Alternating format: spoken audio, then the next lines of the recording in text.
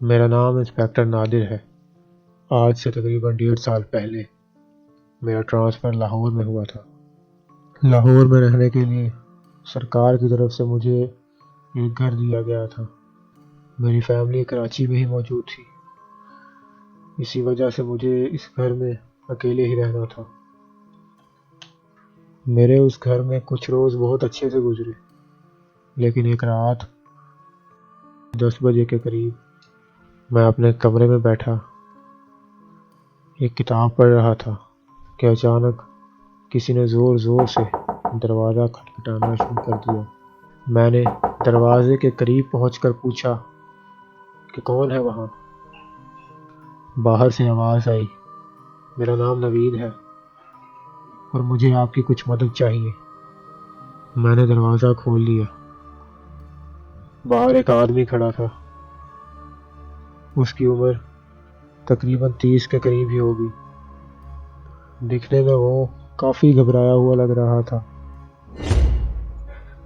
میں نے اسے گھر کے اندر لیا اور دروازہ بند کر دیا۔ جلتی ہوئی آگ کے قریب بٹھا کر میں نے اس سے کہا، تم جو بھی کہنا چاہتے ہو مجھ سے کھل کر کہو، میں تمہاری پریشانی کا کوئی نہ کوئی حل ضرور نکال لوں گا۔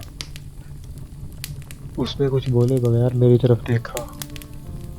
اس کی آنکھوں میں پریشانی صاف نظر آ رہی تھی۔ میں نے دوبارہ سے اس سے پوچھا کہ تم مجھے بتاؤ تمہارے ساتھ کیا مسئلہ ہوا ہے۔ اس نے بولنا شروع کیا، تم یقین نہیں کرو گے، کیونکہ کوئی بھی اس بات کا یقین نہیں کرتا۔ میں نے ہنس کر اس سے کہا، ارے تم بتاؤ، میں نے اپنے کیریئر میں بہت ہی عجیب چیزیں دیکھی ہیں،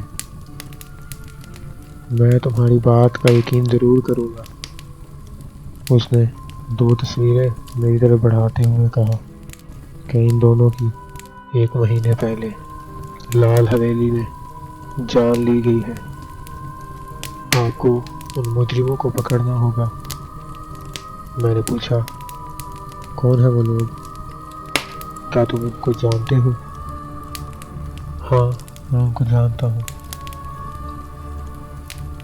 وہ میرے چچا کے 2 بیٹے ہیں جنہوں نے ان کی جان لی ہے۔ میں نے تصویروں کی طرف غور کیا۔ ارے یہ تو تمہاری تصویر ہے۔ میں نے کہا تھا نا کہ تم یقین نہیں کرو گے۔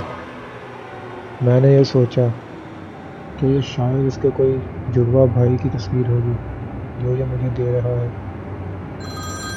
اتنے میں میرا فون بجنے لگا۔ میں اپنا فون سننے میں مصروف ہو گیا۔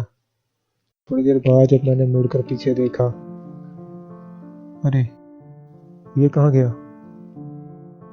میں نے سارا گھر چھان مارا لیکن وہ مجھے کہیں نہیں ملا۔ اور تو اور دروازے بھی اندر سے بند تھے۔ اگلے روز میں نے لال حویلی جا کر انویسٹیگیشن شروع کی تو مجھے وہاں سے 2 لوگوں کی لاشیں ملی۔